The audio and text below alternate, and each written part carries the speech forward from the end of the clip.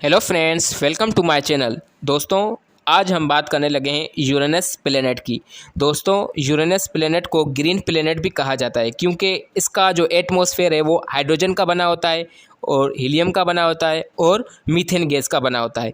इसके टेम्परेचर की बात करें तो इसका टेम्परेचर जो है वो बिल्कुल ही ठंडा टेम्परेचर होता है और ये बिल्कुल ही रिपेट जो है वो रोटेशन करता है यूरेनस की, क्योंकि इसके ऊपर जो लगने वाली जो हवाएं होती है वो 600 किलोमीटर पर घंटे के हिसाब से लगती है। इसके एटमॉस्फेयर की वजह से बताया जाता है दोस्तों, यूरेनस की कुल 13 रिंग्स मौजूद होती है जो कि बनी होती है डार्क की, और उसको ब्लडर साइज पार्टिकल भी कहा जाता है।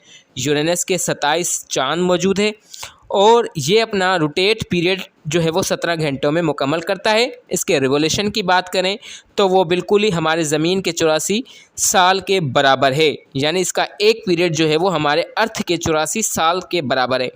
इट मीन्स इसके डिस्टेंस की बात करें सूरज से तो ये 2870 किलोमीटर यानी 2870 किलोमीटर मिलियन किलोमीटर दूर है, और इसके डायमीटर की बात करें तो वो है 5180 किलोमीटर इसका जो है वो डायमीटर बताया जाता है। आई होप कि आपको यूरेनस के बारे में पता चल गया होगा।